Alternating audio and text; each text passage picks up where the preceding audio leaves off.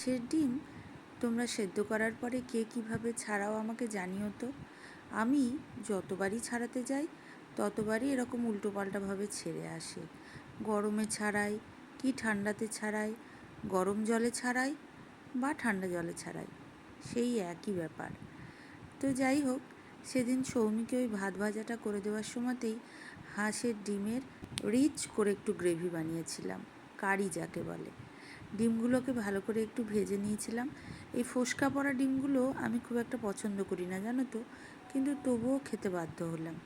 তার সাথে ওদিকে ডিমটা যখন ভাজতে দিলাম একটু শুকনো মশলা করে নিলাম। দেখলে তো ওই পরিচিত মশলাগুলোই, ধনে গুঁড়ো, জিরে গুঁড়ো, লঙ্কা গুঁড়ো, হলুদ গুঁড়ো, সবগুলোকে একটু ফ্যাটানো টক দই দিয়ে ভিজিয়ে রাখলাম। কড়াইয়ে গোটা গরম মশলা দিয়ে ক্যাপসিকাম কুচি আর পেঁয়াজ কুচি খুব ভালো করে লাল লাল করে একটু ভেজে নিলাম। এই ভাজার সাথে সাথে ওই কড়াইয়ের মধ্যেই দিয়ে দিলাম আদা রসুনের পেস্ট। খুব ভালো করে এটাকে কষিয়ে নিলাম যতক্ষণ না কাঁচা গন্ধটা চলে যায়। এভাবে কষিয়ে নিয়ে যেই তেল ছাড়া ছাড়া হয়ে এলো, সাথে সাথে ওই ভেজানো গুঁড়ো মশলাটা দিয়ে দিলাম। কি সুন্দর রং ছেড়ে গেছে না? যতই কষাই ততই দেখি রং ছাড়ে। এরপর নুন মিষ্টিটা একটু অ্যাডজাস্ট করে নিলাম। ডিমের গাগুলোকে আমি কিন্তু এভাবে একটু খাঁচকাটা করে নিই।